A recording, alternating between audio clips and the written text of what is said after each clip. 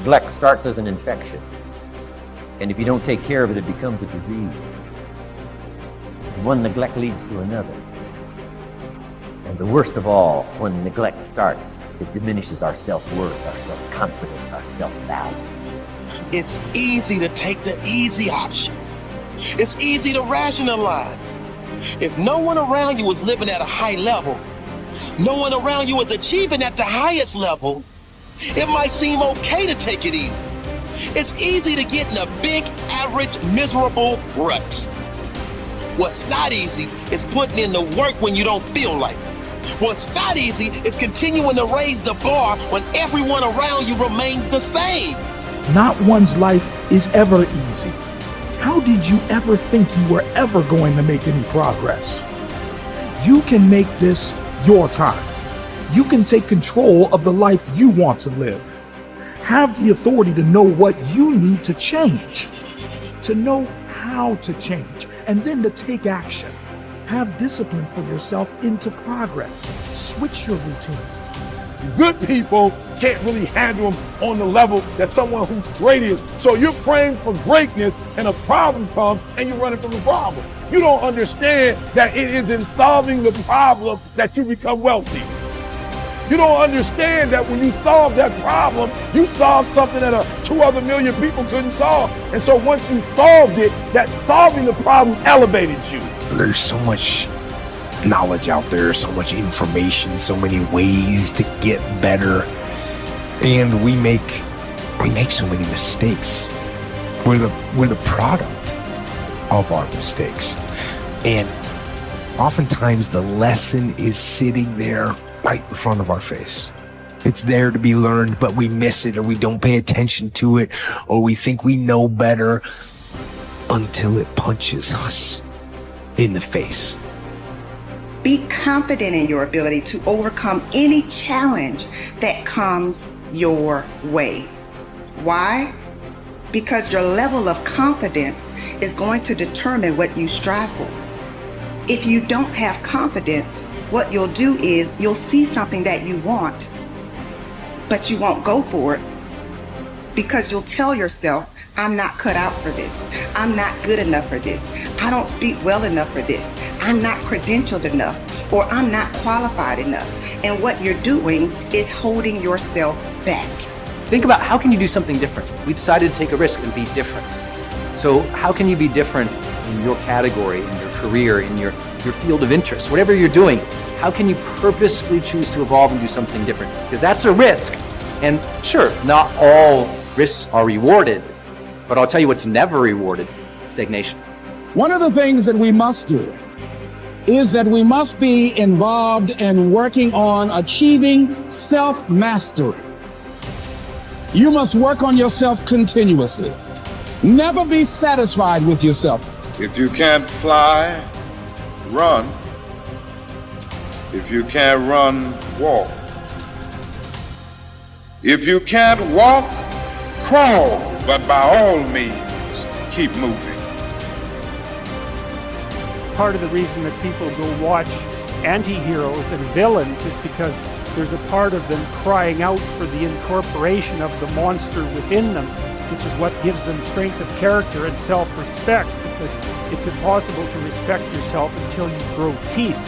And if you grow teeth, then you realize that you're somewhat dangerous, or maybe somewhat seriously dangerous, and then you might be more willing to demand that you treat yourself with respect and other people do the same thing. And so that doesn't mean that being cruel is better than not being cruel. What it means is that being able to be cruel and then not being cruel is better than not being able to be cruel. Because in the first case, you're nothing but weak and naive. And in the second case, you're dangerous, but you have it under control. And a lot of martial arts concentrate on exactly that as part of their philosophy of training. It's like, we're not training you to fight. We're training you to be peaceful and awake and avoid fights. But if you happen to have to get in one, and I guess the philosophy also is that if you're competent at fighting, that actually decreases the probability that you're going to have to fight, because when someone pushes you, you'll be able to respond with confidence, and with any luck, and this is certainly the case with bullies, with any luck, a reasonable show of confidence, which is very much equivalent to a show of dominance, is going to be enough to make the bully back off. And so the strength that you develop in your monstrousness is actually the best guarantee of peace. And that's partly why Jung believed that it was necessary for people to integrate their shadow. And he said that was a terrible thing for people to attempt, because the human shadow, which is all those things about yourself that you don't want to realize, reaches all the way to hell. And what he meant by that was, it's through an analysis of your own shadow that you can come to understand why other people are capable, and you as well, of the sorts of terrible atrocities that characterize, let's say, the 20th century. And without that understanding, there's no possibility of bringing it under control. It's also partly why the path to enlightenment and wisdom is seldom trod upon, because if it was all a matter of following your bliss and doing what made you happy, then everyone in the world would be a paragon of wisdom. But it's not that at all. It's a matter of facing the thing you least want to face as the gateway to wisdom, and the gateway to the development of personality, which is exactly the same thing, is precisely through the portal that you do not want to climb through. And the reason for that's actually quite technical. This is a Jungian presupposition too, is that, well, there's a bunch of things about you that are underdeveloped, and a lot of those things are because there's things you've avoided looking at because you don't want to look at them, and there's parts of you you've avoided developing because it's hard for you to develop those parts. And so it's by virtual necessity that what you need is where you don't want to look, because that's where you've kept it. The starting point of setting goals is for you to throw off all mental limitations and let your mind roam freely across the entire universe of possibilities. Your primary job at the beginning is to allow yourself to dream big dreams and determine exactly what it is you want out of life, in every area and in every dimension. Decide what's right before you decide what's possible. Imagine that you can be or have or do virtually anything that you really want to, as long as you know exactly what it is. First, make up a dream list. Temporarily imagine that you have no limitations of time, money, knowledge, contacts, experience, or education.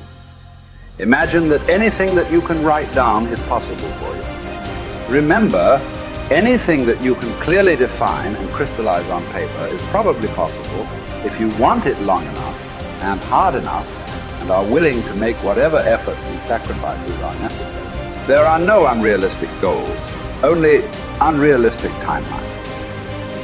The very act of writing your goals down sets the whole universe to work in your favor and activates all the mental laws to help you. In fact, many people have had the experience of writing out a list of goals on New Year's Day, putting them away and not referring to them again until the end of the year, and then finding that 80% of the goals have been achieved, sometimes in the most amazing ways. The very act of writing down big, challenging goals causes three things to happen. First, your self-concept improves and your self-confidence goes up immediately. The act of setting goals requires self-confidence and simultaneously builds self-confidence. Having the courage to write down what you really want improves your self-image and raises your self-esteem. The action itself generates a feeling of greater personal power and ability. Second, tap into your mental and emotional powers. Goal setting actually gives you a burst of physical and mental energy. Your heart rate and your respiratory rate speed up. The very act of goal setting is inherently exciting. It sounds a little corny, but someone once said, feeling listless. Make a list, it's true. It's like stepping on the accelerator of your own mental and physical potential. And if you do it every day, the results can be amazing. Third, commit it to paper. The very fact that you have committed a goal to paper dramatically increases the likelihood that you will achieve that goal. Your mind is structured in such a way that you cannot write down a goal clearly on paper without simultaneously having the ability to somehow attain it. The most important question is, how badly do you want it? As soon as you plant the garden, the busy bugs and the noxious weeds are out to take it. And you've got to learn not only to nourish your values, you've got to learn to do battle with your enemies. Whatever threatens you, I'm asking you to threaten it back. Take care of your responsibility, but don't take anything off of anybody. Somebody wants to destroy your chances for a good future by their negative talk, negative thinking, putting it all down. I'm telling you, walk away if you have to. Walk away. Whatever threatens you, threaten it back. Whatever threatens your opportunity, threaten it back. Now, some of our enemies are on the outside, but here's the most important thing to understand. Some of our enemies are on the inside. Let me give you a quick list. Indifference. You got to do battle with your own indifference. Boy, it's easy to coast, especially if you've accomplished something, extraordinary. Now, somebody says, I got to relax. Here's the key. Not too long. The weeds will take all you plant if you rest too long. Don't rest too long. Indecision. You got to make those decisions. The ones that don't turn out to be good gives you experience to make better decisions. Don't let much time go by without making some decisions. The ones that you can make quickly, make them quickly. The ones that take time, take your time.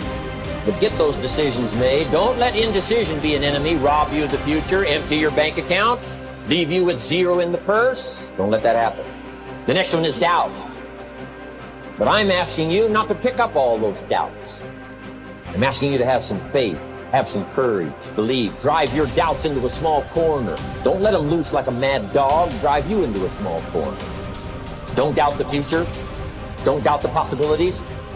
Here's the most important one of all. Don't doubt yourself. If I've got miracle working power to change my life, so do you. If I've got the ability to change, so do you. If I've got the ability to read, so do you. If I can discover, so can you. If I can grow, you can grow. If I can develop, you can develop. If I can get an invitation like I got 6 years ago, help take something around the world, so can you. If I can stand on this platform, Idaho farm boy raising obscurity, so can you. I'm asking you, don't sell yourself short.